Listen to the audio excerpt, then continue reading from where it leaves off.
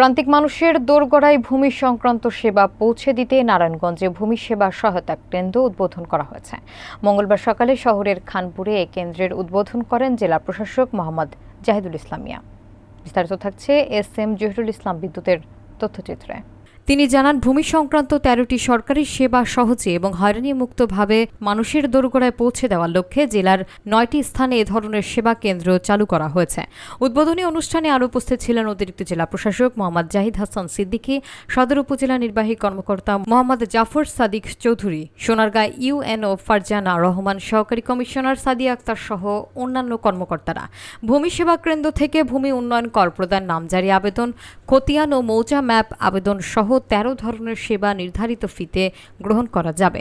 জেলা প্রশাসক বলেন, জনগণ যেন কোনো দালাল বা অতিরিক্ত খরচ ছাড়াই সরকারি সেবা পায়, সে লক্ষ্যেই এই উদ্যোগ।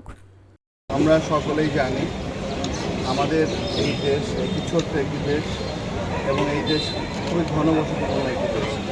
এই দেশে লোক সংখ্যা যত বেশি, জমির পরিমাণ সেই তুলনায় অনেক কম। সুতরাং এই জমিকে ঘিরেই আমাদের অনেক জটিলতা।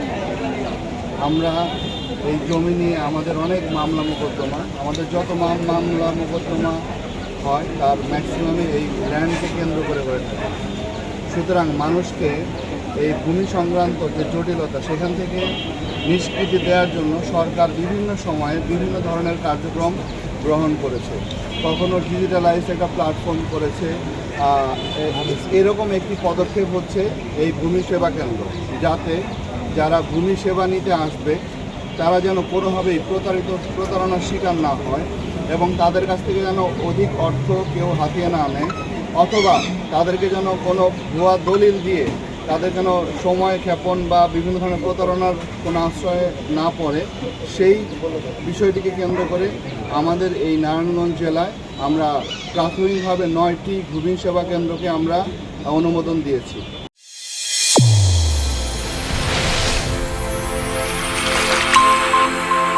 চ্যানেল A1 হৃদয়ের স্পন্দন।